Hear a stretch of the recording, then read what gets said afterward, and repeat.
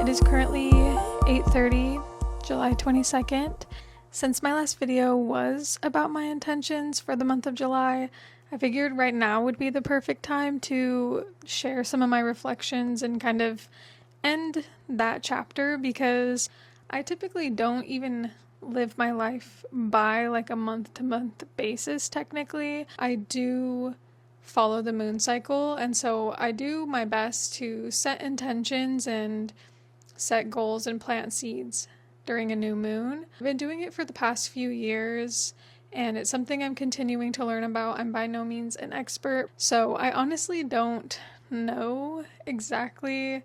Well, actually, I do know where I was coming from in that last video. I was just at a point in my life where I've been fed up with myself for so long, and I just keep telling myself that I have to start somewhere, even if that somewhere is uncertain or unprepared or whatever it is. Like, I just have to make momentum. So realistically, that's what that video was.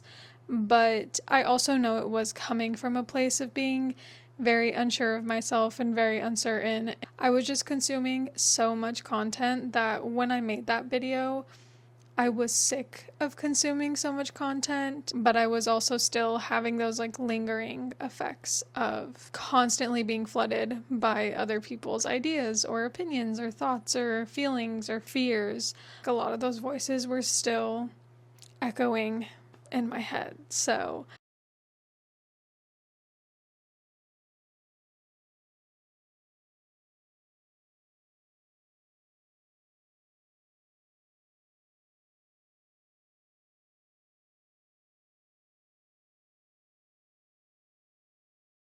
those intentions definitely still ring true. Like, they're still very relevant to my life. They didn't even go the way that I expected them to. I was pretty hesitant about even making this video because I'm like, well, it didn't pan out the way I wanted, but that's okay. That's life. That's usually what happens. Let's get into some of my reflections this month.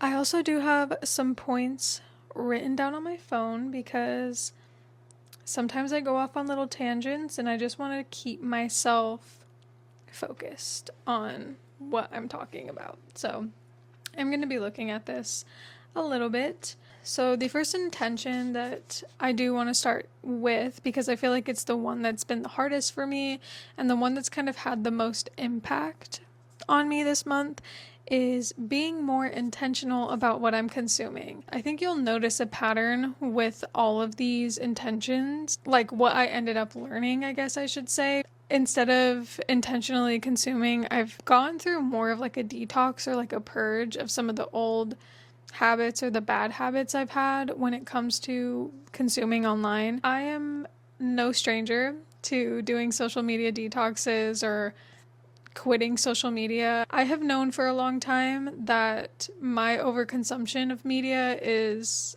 a problem in my life, and it's something that I've been battling for a while and that I have been working on. Growth isn't like linear always. Sometimes you have to revisit it and you have to continue to learn lessons until you get it. But typically, like, the withdrawal, it sounds so stupid, but it can feel really real in that moment. The withdrawal from social media, I know how it goes. Ultimately, when I've taken that source of dopamine away, I reach for every other type of dopamine I can get in my life, like that instant gratification. It does typically start with like going to other social medias and trying to consume things that give me that instant gratification and that kind of take me away from myself. I'll move to like my immediate external reality, so reaching out to people or trying to meet new people and fill the void that way. And then ultimately it does end with me chasing after old vices or whatever it may be, just like old toxic habits. And I firmly believe that the reason that they're becoming more short-lived each time I chase after these things is because, one, they are very unstable. They lack any type of substance or structure. I just already have such a negative experience with a lot of the things that I'm talking about. Once I have like that one shitty experience with it, I feel horrible. It's so much easier to be like, bye. Like, I don't need you. I am going to come back to myself and not only try and reprogram my mind to handle dopamine differently, but also to get to the root cause of like, why am I running away from myself and what exactly am I running from? I definitely still am dealing with it, and I'm still trying to implement better habits and continue to detox from the social media that I've consumed. It does not take a month to get over this habit.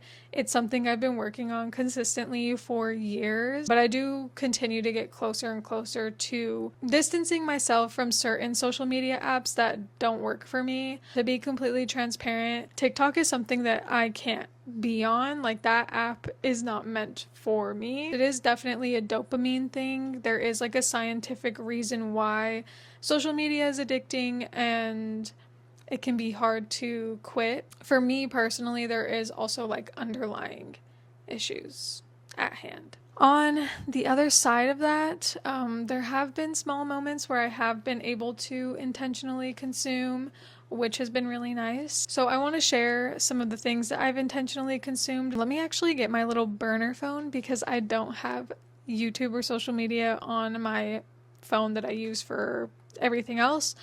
I just have a little spare iPhone that I call my little burner phone. So let me go get her really quickly.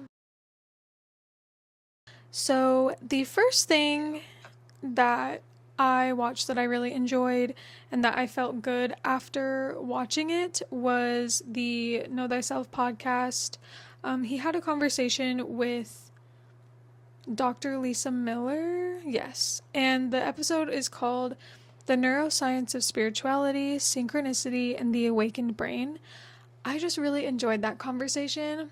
I listened to it at a time right when I needed it, and it was so relevant to my life, and it just like kind of brought me back to myself in a lot of ways. The next thing here, A Letter to Those Whom This World Makes No Sense, and the channel is Echoes of Existence. So this was another video. I randomly clicked on it, and it really resonated with me. I feel like it hit home for me because I was struggling with a lot of the things that he talked about. Another one I watched that really hit home for me was Never Ever Go Back by Pearly. I just love all of her videos in general, but I really enjoyed that video. Again, I needed to hear it exactly when I had found it. The last video that I would recommend, or that I intentionally listened to this month, is by After School, and it's Beware of Unearned Treasure, Lessons from the Alchemist. And it just kind of reminded me how much I loved reading that book, and it kind of made me want to read it again. It was just nice to listen to someone talk about something that I really held close to my heart and hear them kind of explain the lessons throughout that book. So those were the 4 videos I honestly would recommend. So the next intention that I had set for July was to implement more mindfulness. Again, similar to the consuming intentionally, it just showed up in a very different way than I had expected. Instead of implementing time intentionally to practice meditation, I was kind of forced into being present. The main takeaway here is that sometimes being present, it doesn't always feel great. Like, it doesn't always feel good, but that's the point. You're feeling something, and when I'm over consuming or constantly getting those hits of dopamine, I'm not showing any attention to my emotions that are arising. I just shove them down and try and put a little dopamine band-aid on top of them. Coincidentally, also, on the day that the Mercury retrograde started, I had like a 2 to 3 day depressive episode. I was just going through it. That is crazy. Hold on. No way. My notes literally deleted. Like my notes straight up just deleted off my phone. Hey, all right. It happens. I guess I don't need them. But yeah, like literally as the Mercury retrograde started, I just went through a really hard time. I was so tired to even find distractions and to even try to numb myself out. There was no other option for me but to feel and to sit with the heaviness and to sit with all the thoughts that were coming up. I am thankfully at a point in my mental health journey where I can trust myself enough to use my coping skills during moments like this. It has not always been like that. I do still feel like there is a level of trust that I'm building with myself that I'm like, it's okay to feel these things. But yeah, I kind of had a moment where it was forced upon me. I had to be present in the most uncomfortable and dark areas of my being. It's funny because I found that Know Thyself podcast, I'd actually had that episode saved for a long time. And after that little moment I had, I chose to listen to it. I was like, you know what? I'm going to listen to it. I've had it saved for a long time. Let me just listen to it. And it's exactly what I needed right in that moment. And they had spoken about sometimes like using depression and using those moments as a portal or as like a doorway to expansion and to evolution. In that moment, it definitely did not feel like it. But reflecting back on it, I was like, you know what? I am going to look at it as a moment of expansion because I really had not sat with my feelings in a long time in the way that I was forced to do in that moment. So I'm not trying to glamorize it. And like I said, I am very grateful that I am at a point in my mental health journey where I'm able to care for myself in ways that I wasn't able to in the past. There is again a small little intentional thing that I was able to implement, which I have been meditating some nights. I would not say every night, but a lot of nights throughout the month.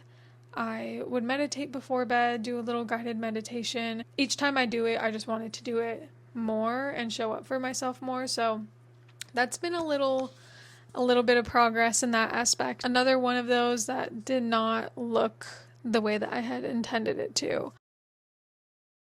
Moving into the third intention that I had set, which was to live authentically and to show up authentically in my life. And yet again, you guessed it, it did show up in a way that I wasn't fully expecting it to. So instead of exploring and discovering ways to live my life or to be in the world that feels authentic, I was kind of faced with the opposite side of it, which was having to face the parts of me that don't feel authentic. Especially detoxing from social media, like I really had to address a lot of the things that didn't feel authentic in my behavior, just everything within me. I really had to sit there and weed through some of the things that weren't authentic and ask myself if this really was mine to begin with.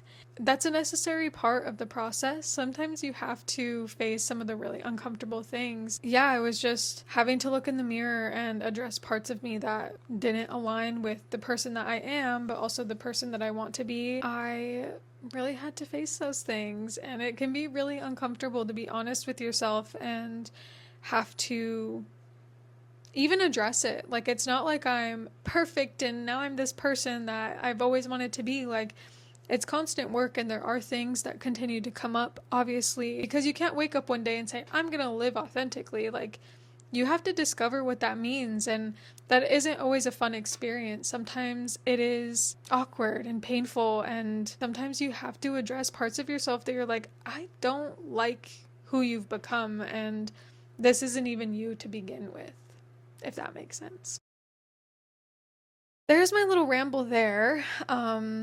I do want to move into what's next for me with this channel. I definitely have learned a lot in the past month. I just want to kind of end it here so I can show up truthfully and share my life in a way that is honest. I'm not a perfect person, and it is something that I am continuing to work on. I do want to share ways to live a life that feels meaningful, that feels purposeful. Things just can seem so hopeless, and it can be hard to find light in a world that is so dark, and there's just so much tragedy and horrible things happening all of the time, and it can feel like there's nothing that we can do because we don't have the power in our hands. At least that's what it feels like a lot of the time. I do think that there are small ways to be a light and to spread love and to vibrate higher than some of the low vibrational shit that's going on. And I do have to hope that can make a real change. And I think I've just felt so heavy with a lot of the things that have been going on, and